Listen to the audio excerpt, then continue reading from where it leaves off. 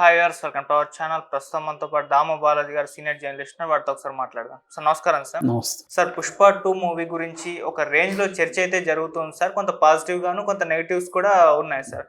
So మొన్న చెన్నైలో ఒక ఈవెంట్ చేశారు. అయితే ఈవెంట్లో ఫ్యాన్స్ కొంత ఫ్లాకార్డ్స్ పట్టుకొని చేరారు. ఏం పీకలేరు బ్రదర్ అని చెప్పేసి ఒక ఫ్లాకార్డ్ ఉంటుంది. అది పవన్ కళ్యాణ్ గారి అభిమానులకు నచ్చలేదు. పవన్ కళ్యాణ్ గారి అభిమానులకి, అల్లు అర్జున్ గారి అభిమానులకు మధ్య ఒక ట్విట్టర్లో వారైతే జరిగింది సార్ ఆ ఫ్లాకార్డ్ విషయంలో. అది ఎందుకు అని చర్చ కూడా జరుగుతుంది. అలాగే ఇంకోసారి అంటే ఈ సినిమాకి సంబంధించి అల్లు అర్జున్ గారు 300 కోట్ల రెమ్యునరేషన్ తీసుకున్నారన్న వార్త కూడా సోషల్ మీడియాలో వైరల్ అవుతుంది సార్. ఆ వివాదం గురించి, మరి న్యూస్ గురించి మీరేం చెప్తారు? ఈ రెండు విషయాలు అంటే పుష్ప గురించి, పుష్ప 2 ద రూల్ గురించి అనేక సంచలనాలు జరుగుతున్నాయి. ఒకటి 11,500 థియేటర్లో ప్రపంచవ్యాప్తంగా రిలీజ్ అవుతుంది. ఇది దేశంలోనే ఇప్పటివరకు ఏ సినిమా కూడా ఎన్ని థియేటర్లో రిలీజ్ కాలేదు. 2, అల్లు అర్జున్ 300 కోట్లు తీసుకున్నాడు. దేశంలో హైయెస్ట్ రెమ్యునరేషన్ ఇదే ఫస్ట్ టైం. ఎందుకంటే ఇప్పటి వరకు ఆయన 1000 కోట్ల క్లబ్లో చేరలేదు. 1000 కోట్ల క్లబ్లో ఉన్న హీరోలు కూడా తీసుకొని రెమ్యునరేషన్ని అల్లు అర్జున్ తీసుకున్నాడు. మూడవది, రాజకీయంగా ఇటు తెలుగుదేశం వాళ్ళు కావచ్చు, పవన్ కళ్యాణ్ అభిమానులు కావచ్చు, పుష్ప 2ని వ్యతిరేకిస్తున్నారు. దానికి మీద నెగిటివ్ ట్రోల్స్ చేస్తున్నారు అనేది ప్రధానంగా మనకి వస్తుంది. అట్లాగే పుష్ప 2లో సంబంధించి టెక్నీషియన్ల మధ్య గొడవ కూడా, ప్రొడ్యూసర్లకి టెక్నీషియన్లకి మధ్య గొడవ కూడా బయటకు వచ్చింది. ముఖ్యంగా దేవిశ్రీ ప్రసాద్ చెన్నై మీటింగ్లో ఆయన మాట్లాడిన పద్ధతి, ఇవన్నీ సంచలనాలు. ఇవన్నీ ఒక రకంగా పుష్ప 2కి హెల్ప్ అయ్యే వివాదాలు తప్ప నెగిటివ్ అయ్యే కాదు. ఎందుకంటే అందరికీ అంచనాలను విపరీతంగా అయితే పెంచుతూ ఉంది పుష్ప. ఈ అంచనాల వల్ల ఏమైందంటే, ఫర్ ఎగ్జాంపుల్ అమెరికాలో ముందస్తుగానే టికెట్లు బుకింగ్ అనేది ఇప్పటివరకు ఏ సినిమాకి జరిగాయని చెప్తున్నారు. ఆ రకంగా దీనికి సేల్స్ కూడా ఆల్రెడీ ప్రీ రిలీజ్ బిజినెస్ కూడా 1000 కోట్లు దాటేసింది. ఇటు థియేటర్ల బిజినెస్ కావచ్చు, ఓటీటీ కావచ్చు, శాటిలైట్ కావచ్చు, మ్యూజిక్ రైట్స్ కావచ్చు, ఇవన్నీ కలిపి 1000 కోట్లు ఆల్రెడీ దాటేసిందని చెప్తున్నారు. సో ఒక రకంగా ఇదంతా మంచిదే. అయితే వివాదాల్లో ముందుగా చెన్నైలో మీటింగ్ జరుగుతున్నప్పుడు కొంతమంది ప్లికార్డులు పట్టుకొని ఏం పీకలేవు బ్రదర్ అని తెలుగే కానీ ఇంగ్లీషు లిపిలో రాశారు. అందులో వాళ్ళు ఏంటంటే ఏమీ పీకలేవు అనేది P and K ఈ 2 కూడా క్యాపిటల్ లెటర్లు పెట్టి, మిగతా అంతా స్మాల్ లెటర్లు పెట్టారు. దాంతో క్లియర్గా ఇది PK అనే అర్థం వచ్చే విధంగా, అంటే వాళ్ళు PK అంటే పవన్ కళ్యాణ్ అభిమానులు అనేది క్లియర్గా తెలిసింది. మనకు తెలిసిందే పవన్ కళ్యాణ్ అభిమానులకి, అల్లు అర్జున్ అభిమానులకి, లేదా మెగా ఫ్యామిలీ అభిమానులకి, అల్లు అర్జున్ అభిమానులకి మధ్య ఒక సోషల్ మీడియా వార్ అనేది ఎప్పటి నుంచో జరుగుతుంది. దానికి బ్యాక్గ్రౌండ్ ఏంటనేది కూడా మనం అనేకసార్లు చెప్పుకున్నాం. అల్లు ఫ్యామిలీకి, మెగా ఫ్యామిలీకి మధ్య గొడవలు మెల్లమెల్లగా మొదలయ్యి అది పెద్ద స్థాయిలో వచ్చేసింది. దాన్ని ఇప్పుడు ఎవరు కూడా కంట్రోల్ చేసే పరిస్థితి లేదు. పవన్ కళ్యాణ్ కూడా స్వయంగా అల్లు అర్జున్ మీద నెగిటివ్ కామెంట్స్ చేశాడని గతంలో మనం చెప్పుకున్నాం. అంటే ఒకప్పుడు హీరోలు, ముఖ్యంగా శివరాజ్ కుమార్ వాళ్ళ నాన్న రాజ్ కుమార్ అడవుల్ని కాపాడే రోల్ చేస్తే, ఇవాళ ఉన్న హీరోలు అడవుల్ని నాశనం చేసే స్మగ్లర్ రోల్ చేస్తున్నారని ఆయన అన్నాడు. జనరల్గా అయితే ఆయన స్టేట్మెంట్లో తప్పు లేకపోవచ్చు, కానీ ఇక్కడ అల్లు అర్జున్ పుష్ప 2 రిలీజ్ అయ్యే సందర్భంగా ఆయన అనడం వల్ల అది కూడా కాంట్రడిక్ట్ అయింది. ఆ తర్వాత అంతకుముందు నాగబాబు ట్వీట్లు, అల్లు అర్జున్ ట్వీట్లు, తర్వాత వాళ్ళ ఫ్యామిలీలో డిఫరెంట్ యాక్టర్స్ పెట్టిన ట్వీట్లు, వీటి వల్ల కూడా అల్లు అర్జున్కి లేదా అల్లు ఫ్యామిలీకి, మెగా ఫ్యామిలీకి మధ్య గొడవలు అనేవి బయటికి పెద్ద ఎత్తున వచ్చాయి.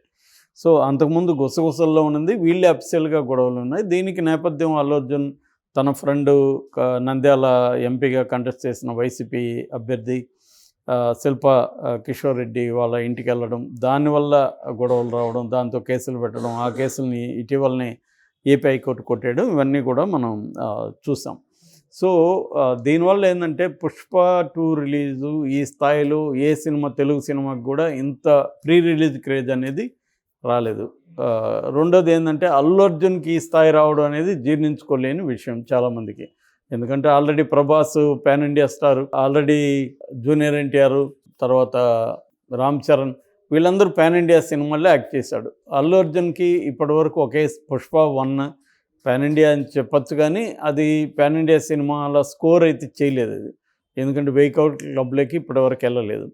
అలాంటిది తెలుగు నుంచి చెప్పాలంటే ఒక ప్రభాస్కే ఆ కైండ్ ఆఫ్ మార్కెట్ ఇప్పటివరకు ఎస్టాబ్లిష్ అయింది. ఇంకెవరికి కూడా ఎస్టాబ్లిష్ కాల. కానీ అల్లు అర్జున్ ప్రభాస్ని కూడా దాటేశాడు. ఈవెన్ అతని పుష్ప 2 లేటెస్ట్ ట్రైలర్ అందరినీ అధిగమించేసింది. వ్యూయర్షిప్ కావచ్చు, లైక్స్ కావచ్చు, కామెంట్స్ కావచ్చు, దీంట్లో అందరినీ కూడా దాటేసింది. అట్లాగే కిసిక్ సాంగ్ కూడా ట్రెండింగ్లోకి వచ్చేసింది. సో ఇలాగా పుష్ప 2 అనేది దాని మీద ప్రపంచవ్యాప్తంగా ఉన్న తెలుగు వాళ్ళు కావచ్చు, ఇతర భాషల వాళ్ళు కావచ్చు, దాని మీద దృష్టి అయితే పెట్టారు. కోట్లాది మంది దానికోసం వెయిట్ చేస్తున్నారు. ఈ క్రమంలో ఒక న్యూస్ వైరల్ అవుతుంది ఏంటంటే, అసలు ఇండియాలోనే మామూలుగా అయితే మనకి ఇండియాలో ఎక్కువ తీసుకున్న వాళ్ళు షారుఖ్ ఖాన్లు 3 ఉన్నారు. షారుఖ్ ఖాన్, సల్మాన్ ఖాన్, ఆమిర్ ఖాన్, ఇకపోతే సౌత్లో తమిళ్లో రజనీకాంత్, విజయ్. మొన్నటి వరకు విజయ్ ఎక్కువ రెమ్యునరేషన్ తీసుకుంటున్నాడు అన్న వార్తలు మనం చదివాం.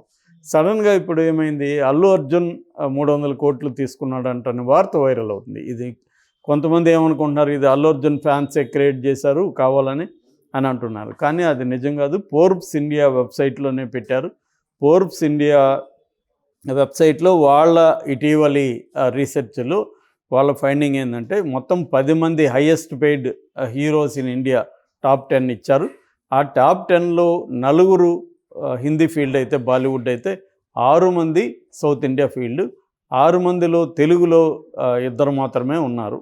మిగతా 4 కూడా తమిళోళ్ళే. సో ఈ తెలుగులో ఉన్న 2 ఎవరు, ఈ ఓవరాల్ లిస్ట్ ఏంటి అనేది మనం చూస్తే, నెంబర్ 1 వచ్చి అల్లు అర్జున్ 300 కోట్లు పుష్ప 2 ద రూల్కి తీసుకున్నాడు అనేది వాళ్ళు చెప్తున్నారు.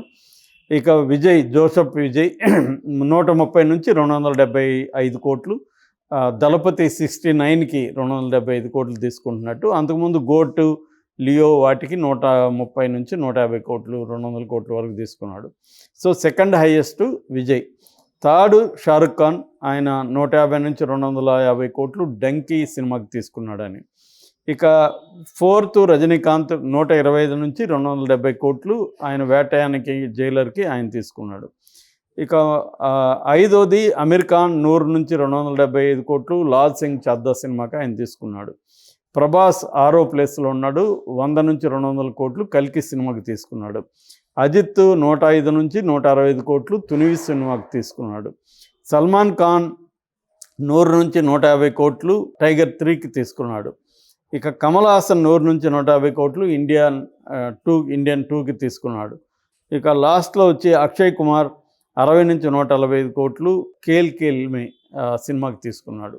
అంటే టాప్ దీంట్లో తెలుగులో ఓన్లీ ప్రభాస్ అండ్ అల్లు అర్జున్ ఉన్నారు. అల్లు అర్జున్ టాప్ 10లో టాప్ 1గా నిలిచాడు అనేది ఫోర్బ్సే స్వయంగా చెప్పింది. అట్లాగే వీళ్ళ నెట్వర్త్ కూడా అందరిది నెట్వర్త్ ఉంది. ఈ టాప్ 10లో నెట్వర్త్ ఎక్కువగా ఉన్న వాళ్ళల్లో నెంబర్ 1లో మాత్రం షారుఖ్ ఖాన్ నిలిచాడు. ఆయనది 6,300 కోట్లు ఆయన నెట్వర్త్ అని చెప్తున్నారు. అట్లాగే వరల్డ్లో టాప్ 5 ఆర్టిస్టులు నెట్వర్త్ ఎక్కువ ఉన్న టాప్ 5లో కూడా సల్మాన్ ఖాన్ 4వ ప్లేస్లోకి వెళ్ళాడు. నెంబర్ 1 వచ్చి టైలర్ పెర్రీ ఉన్నాడు. నెంబర్ 2 వచ్చి జెర్రీ సైనమ్ ఉన్నాడు. తర్వాత డానీ జాన్సన్. తర్వాత 4వ ప్లేస్లో షారుఖ్ ఖాన్ ఉన్నాడు. లాస్ట్ ప్లేస్లో టామ్ క్రూజ్ ఉన్నారు. అంటే హాలీవుడ్లో వాళ్ళ కంటే చాలామంది కంటే కూడా షారుఖ్ ఖాన్ నెట్వర్త్ అనేది అక్కడ ఎక్కువ ఉంది. ఇక నెంబర్ 1 హీరోయిన్స్లో ఎక్కువ తీసుకునేది దీపికా పదుకోనే అని చెప్తున్నారు. 15 నుంచి 30 కోట్లు ఆమె తీసుకుంటుంది అనేది వీళ్ళు ఫోర్బ్స్ ఇండియా చెప్తున్న లెక్క.